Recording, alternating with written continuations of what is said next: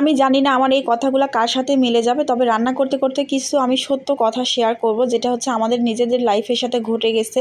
এরকম হাজারো মানুষের সাথে ঘটে যাওয়ার সম্ভাবনা, আমার মনে হয় সম্ভাবনা বললে ভুল হবে, সবার সাথেই ম্যাক্সিমাম মানে 98% মানুষের মধ্যেই হয়তো বা এরকম কিছু ঘটছে।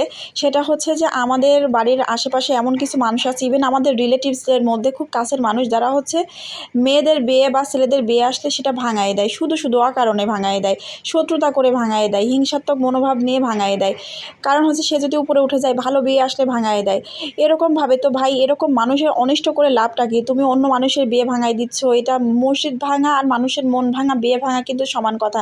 একটা মেয়ে যদি ঘর সংসার করে বা একটা ছেলে যদি ঘর সংসার করে, তাতে তোমার সমস্যা কি? এরকম আমি দেখছি, এরকমভাবে মানে আশেপাশে প্রতিবেশীর অনেক মেয়ের বিয়ে হইতে দেয় না, ইভেন আমাদের নিজেদের মধ্যে হইতে দেয় না।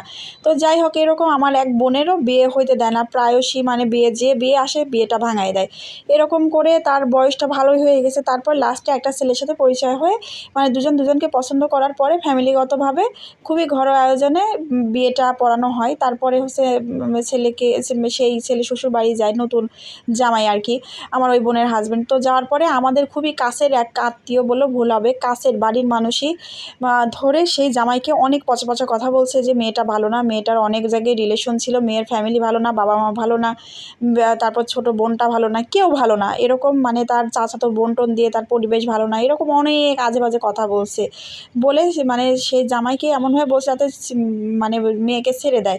তো ওই আপুর হাজব্যান্ডটা অনেক ভালোর জন্য সে বলছে, দেখেন আমি বউকে, আমার বউ যে তাকে আমি দেখে শুনে বিয়ে করছি, তার ফ্যামিলিকে তো আমি দেখছি তারা কেমন, আর আপনি যদি তার শুভাকাঙ্ক্ষী হতেন, আপনি তার বাড়ির মানুষ হয়ে নতুন জামাইকে ধরে আপনি তার নামে এরকম বদনাম করছেন। যদি সে এরকম কিছু করেও থাকে, আপনি যদি তার আপন কেউ হয়ে থাকেন, তাহলে আপনার তো আরও বলা উচিত না, তা আপনি তো গোপন করবেন, সেখানে আপনি সব কিছু বলে দিচ্ছেন, নিশ্চয় আপনার স্বার্থ আছে।